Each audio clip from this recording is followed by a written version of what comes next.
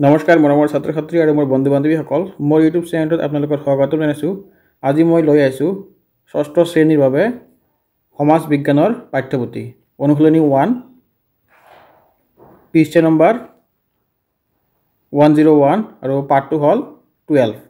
ছাত্ৰ ছাত্ৰীসকল, ভিডিঅ'টো স্কিপ নকৰাকৈ তোমালোকে গোটেইখিনি চাবা। ইয়াত পাঠ ভিত্তিক গোটেই কুৱেশ্যন দিয়া আছে আৰু অতিৰিক্ত প্ৰশ্ন দিয়া আছে আৰু অতি সহজভাৱে অনা হৈছে। পাঠটোৰ নাম হ'ল সমাজ, পৰিয়াল, পৰিৱেশিত আৰু ৰাইজ।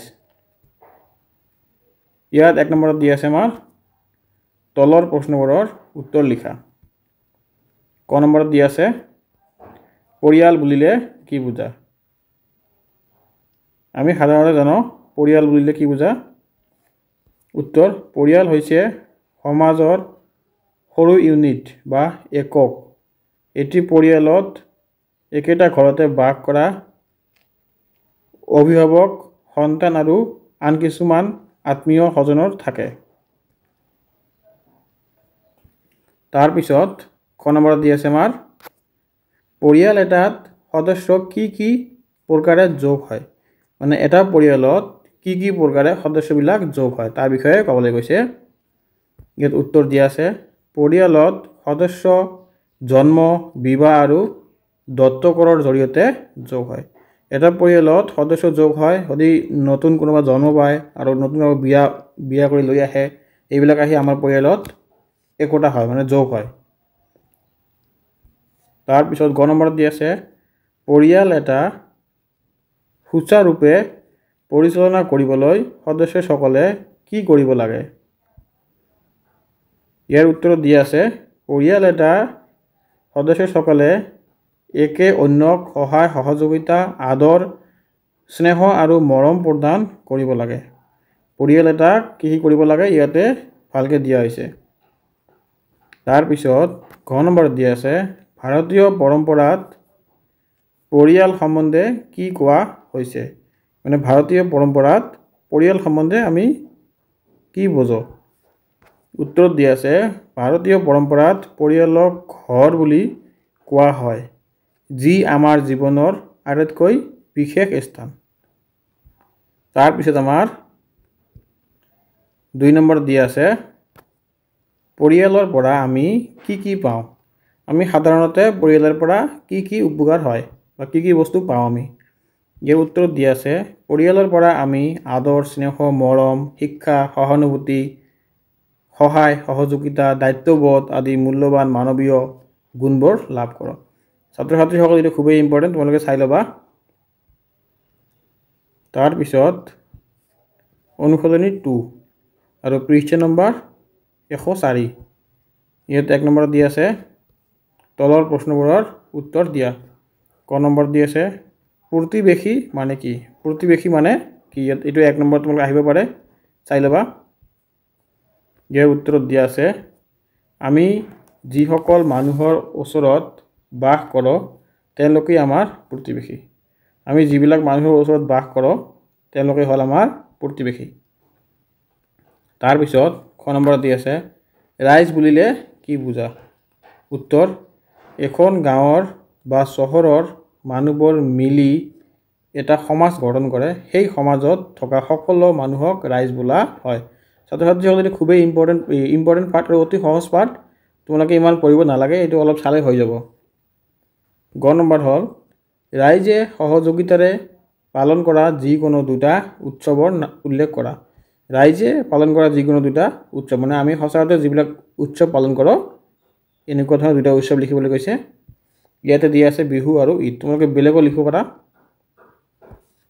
ঘ নম্বৰ আছে সামূহিক গোটৰ এটা উদাহৰণ দিয়া।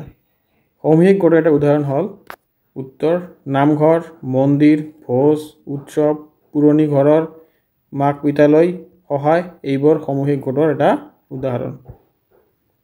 তাৰপিছত 2 নম্বৰত দি আছে সমাজ এখন সুচাৰুৰূপে চলাত প্ৰতিবেশীৰ ভূমিকা সম্বন্ধে চমুকৈ লিখা।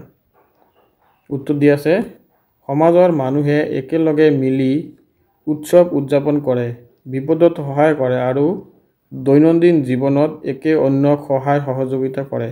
সেয়েহে সমাজ চলাবলৈ প্ৰতিবেশী ভূমিকা গুৰুত্বপূৰ্ণ।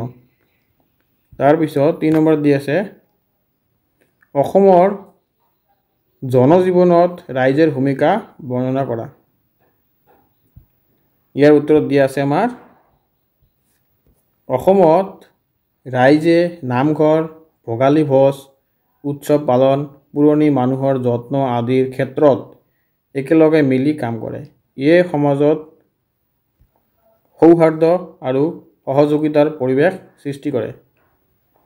তাৰপিছত আমাৰ অতি ইম্পৰ্টেণ্ট কুৱেশ্যন, অতিৰিক্ত কুৱেশ্যন লৈ আহিছোঁ। এইবিলাকৰ পৰা 1 মাৰ্কৰ বা 2 মাৰ্কছত আহি থাকে, তোমালোকে চাই ল'বা। 1 নম্বৰত দিয়া আছে আমাৰ পৰিয়ালক সমাজৰ একক কিয় বোলা হয়, মানে পৰিয়ালক সমাজৰ একক কিয় বোলা হয়। উত্তৰত দিয়া আছে পৰিয়ালত ল'ৰা ছোৱালীয়ে প্ৰথম শিকি উঠে সমাজৰ বাবে উপযুক্ত নাগৰিক হোৱাৰ পৰা আৰম্ভ হয়। পৰিয়ালৰ পৰা সেয়ে পৰিয়ালক সমাজৰ একক বোলে। আমি মানে প্ৰথমতে যি শিকোঁ এইটো আমি পৰিয়ালৰ পৰা শিকোঁ, সেইকাৰণে আমাক পৰিয়ালৰ একক বুলি কয়। তাৰপিছত 2 নম্বৰত দিয়া আছে পৰিয়ালত সম্ভৱ কিদৰে গঢ়ি তুলিব পাৰি। পৰিয়ালত সম্ভৱ কিদৰে গঢ়ি তুলিব পাৰি। ইয়াৰ উত্তৰত দিয়া আছে সদস্যসকলৰ মাজত সহানুভূতি, মৰম, সহায়, সহযোগিতা আৰু দায়িত্ববোধৰ জৰিয়তে সম্ভাৰ গঢ়ি তুলিব পাৰি। পৰিয়ালৰ মাজত থকা মিলা প্ৰীতিৰ যোগেদি আমি পৰিয়ালৰ সম্ভাৰ গঢ়ি তুলিব পাৰি। তাৰপিছত এইটো ৰাইজে হ'ব, ৰাইজে সমাজ গঠনত কেনেদৰে সহায় কৰে। এইটো ব নহয় ৰ হ'ব, এইটো ব নহয় ৰ হ'ব। ইয়াৰ উত্তৰত দিয়া আছে ৰাইজে পৰিষ্কাৰ পৰিৱেশ, সুচিন্তা ভাৱনা আৰু সহযোগিতামূলক কাৰ্যৰ জৰিয়তে সমাজ গঠন সহায় কৰে। 4 নম্বৰত দিয়া আছে আমাৰ কিয় আমাক পৰিয়াল আৰু প্ৰতিবেশীৰ সৈতে সদায় ভাল সম্পৰ্ক ৰাখিব লাগে। এইটো কৈছে আমি সদায় আমাৰ নেইবাৰৰ লগত, মানে যিবিলাক মানুহে আমাৰ আশপাশত আছে এইবিলাক মানুহৰ লগত আমাক সদায় ভাল সম্পৰ্ক ৰাখিব লাগে। ইয়াৰ বিষয়ে অলপ ক'বলৈ কৈছে কবিয়ে। উত্তৰ কাৰণ জীৱনত সহানুভূতি, সহায় সহযোগিতা আৰু সুৰক্ষাৰ বাবে পৰিয়াল আৰু প্ৰতিবেশীয়ে বিশেষ ভূমিকা পালন কৰে। ছাত্ৰ ছাত্ৰীসকল এতিয়া খুবেই ইম্পৰ্টেণ্ট। আমাক নিজৰ বা কাষত থকা বেলেগ পৰিয়ালৰ প্ৰতি ভাল সম্পৰ্ক ৰাখিব লাগে, কাৰণ যদি আমি কিবা কাৰণত কোনো বেমাৰত পৰোঁ বা কিবা দুৰ্ঘটনাত পৰোঁ তেওঁলোকে আগত আমাক সহায় কৰিবলৈ আহিব। ছাত্ৰ ছাত্ৰীসকল যদি তোমাক ভিডিঅ'টো ভাল লাগিছে তেনেহ'লে চেনেলটো ছাবস্ক্ৰাইব কৰি ৰাখিব আৰু লাইক কৰিব, কমেণ্ট কৰিব। ধন্যবাদ।